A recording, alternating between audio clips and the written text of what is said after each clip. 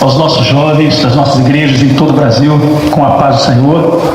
Nós estamos alegres de participarmos deste momento, desse trabalho tão glorioso dos jovens que o Senhor tem proporcionado para nós nesta obra. E dando continuidade à série de estudos, ensinos da palavra do Senhor, nós convidamos aos jovens a estarem de pé nessa hora para lermos a palavra do Senhor, que está no texto de 1 Coríntios, capítulo 11, do verso 27 ao 29.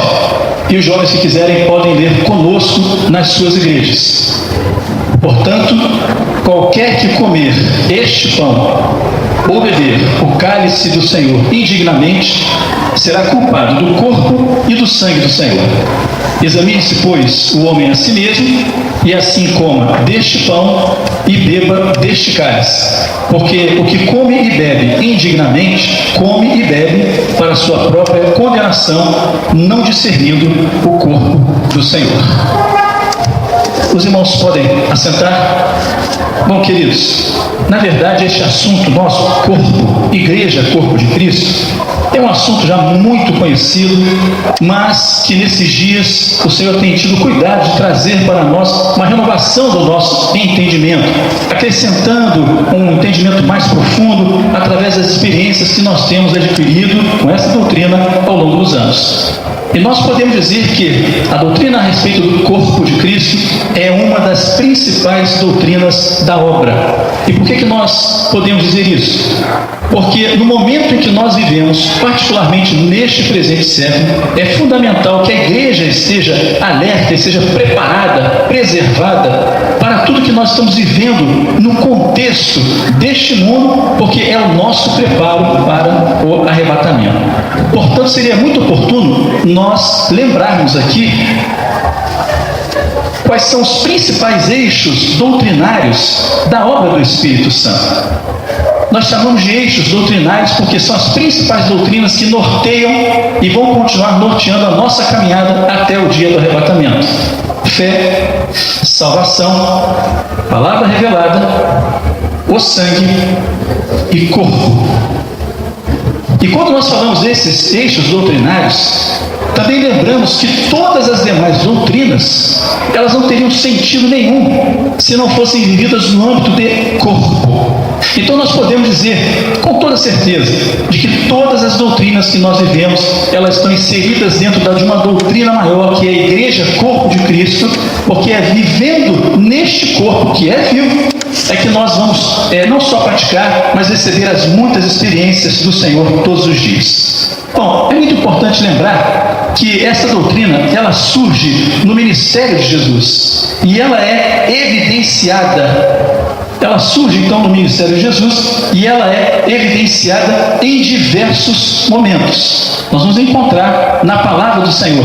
Por exemplo, em um texto, quando ele diz: porque a minha carne verdadeiramente é comida e o meu sangue verdadeiramente é bebida. Quem come a minha carne e bebe o meu sangue permanece em mim e eu nele. No original, a palavra carne é corpo.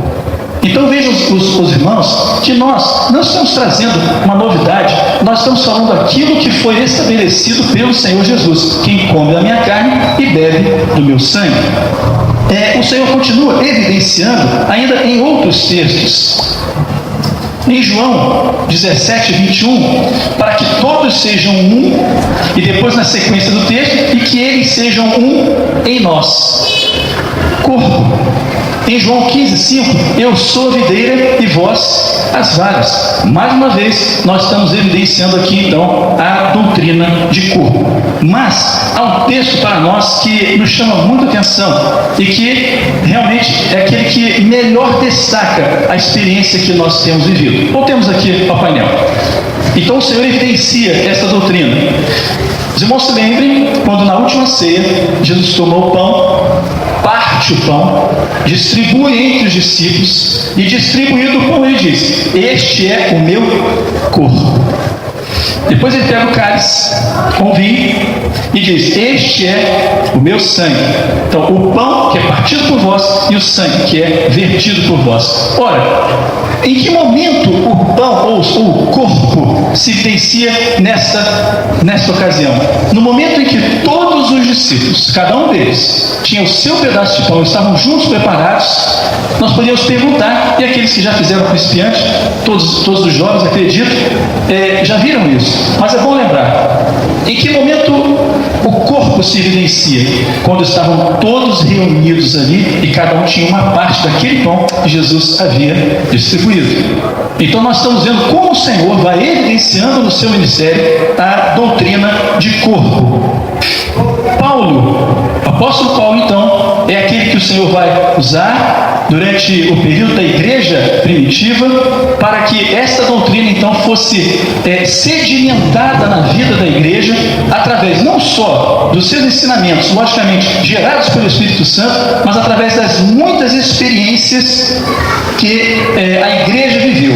Nós temos aqui uma experiência muito interessante, mas antes de falar dessa experiência, nós queremos lembrar aqui, fazer um breve retrospecto, muito breve, de uma definição. Estamos falando de doutrina, das principais doutrinas, então nós vamos lembrar o conceito, a definição de doutrina. Doutrina é um conjunto de elementos que emergem da palavra, ou seja, eles surgem da palavra. Eles não vêm de nenhuma outra fonte. A fonte exclusiva da doutrina é a palavra, pela operação do Espírito Santo no corpo. Então vejam, queridos, que nós estamos falando de uma ação direta do Espírito Santo, atuando no corpo, que traz para a igreja toda a base para a caminhada dessa igreja. Ou seja, não é o resultado de uma cabeça pensante, mas de uma operação gloriosa e preciosa do Espírito Santo. Então nós podemos citar aquilo que Paulo mesmo diz. Se alguém disser, podemos voltar aqui ao texto: se eu amanhã voltar a este lugar e pregar completamente diferente do que eu tenho pregado, seja anátema. Queridos, se eu amanhã voltar a este lugar para estar com o jovem ou em qualquer uma das nossas igrejas e falar diferente, pregar diferente, anunciar diferente do que nós temos falado nesta tarde, seja eu anátema e mentiroso. Porque o homem, quando nega essa verdade, ele está debaixo de duas condições: ou ele viveu uma vida de mentiras porque não acreditava no que estava pregando, ou ele se tornou mentiroso agora, porque nós não podemos negar a ação poderosa e gloriosa do Senhor Jesus pelo seu Espírito no corpo.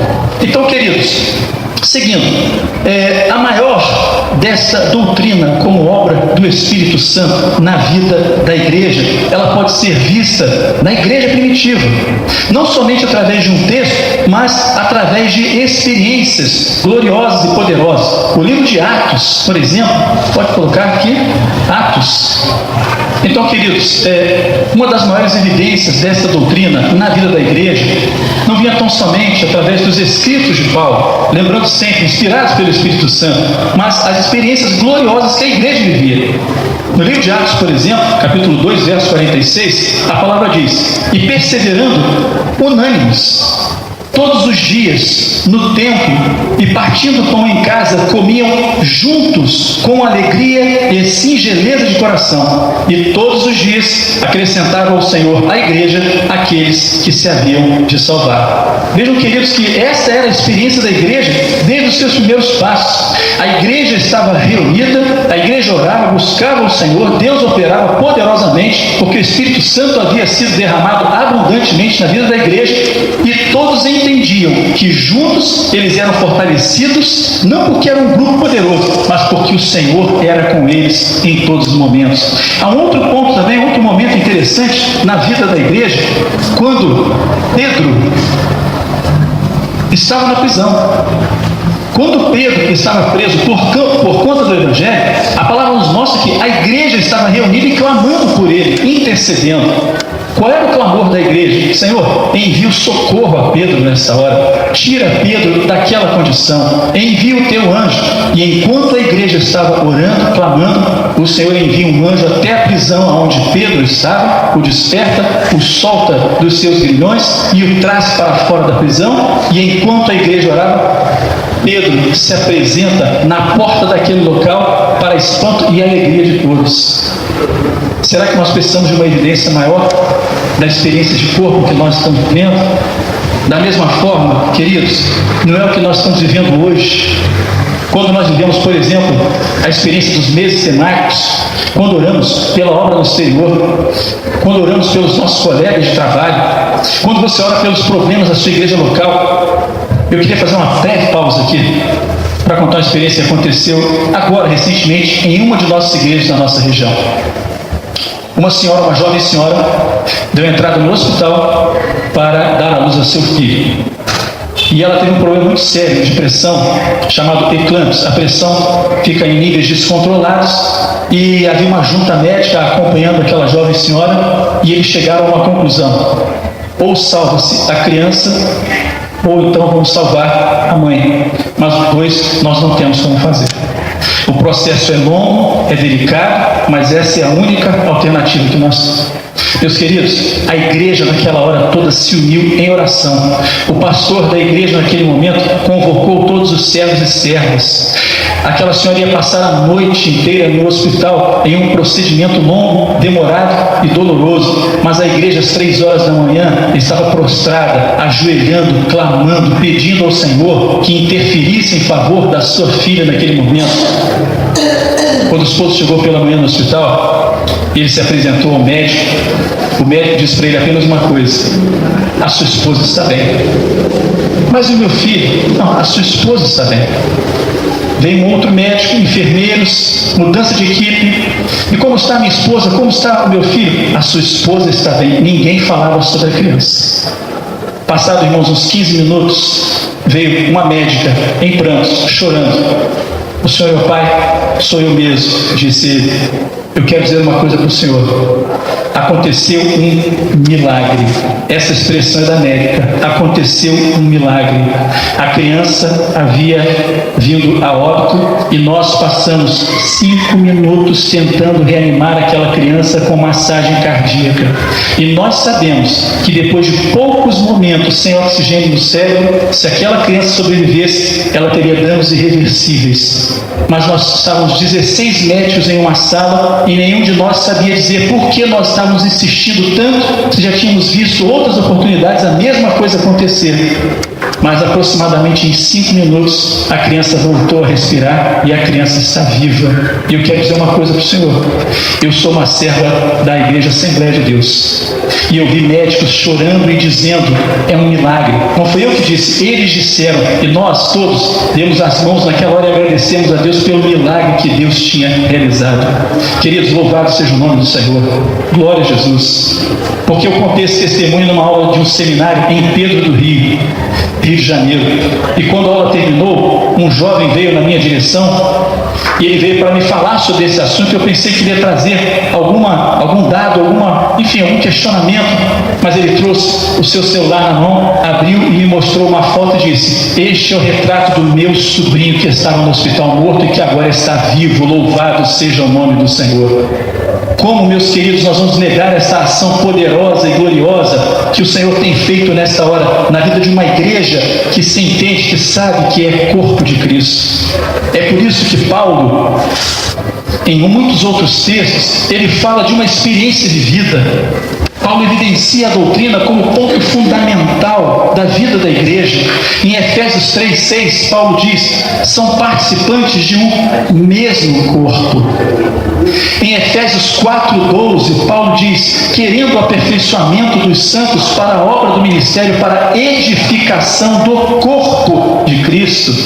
Efésios 5:30, porque somos membros do seu corpo, da sua carne e dos seus ossos. Portanto, meus queridos, nós vamos continuar falando sempre. Nós não estamos preocupados em defender um argumento ou um ponto de vista. A nossa grande responsabilidade, o nosso grande compromisso é defender o corpo, a igreja corpo de Cristo, dos ataques desta última hora. E os ataques desta hora são contra a doutrina, porque somos preservados deste mundo em meio a todo o caos que ele vive, porque esta doutrina viva, revelada e maravilhosa está está no nosso meio. Mas eu digo para os irmãos, nós não somos privilegiados. Queridos, nós somos responsáveis, porque muitos gostariam de alcançar e entender o que nós estamos vivendo hoje e não estão ainda. Mas nós podemos dizer para os irmãos, nós não vamos abrir mão dessa evidência. O Senhor tem nos fortalecido, o Senhor tem nos sustentado, e nós entendemos perfeitamente os ataques desta última hora. Nós sabemos de onde eles vêm,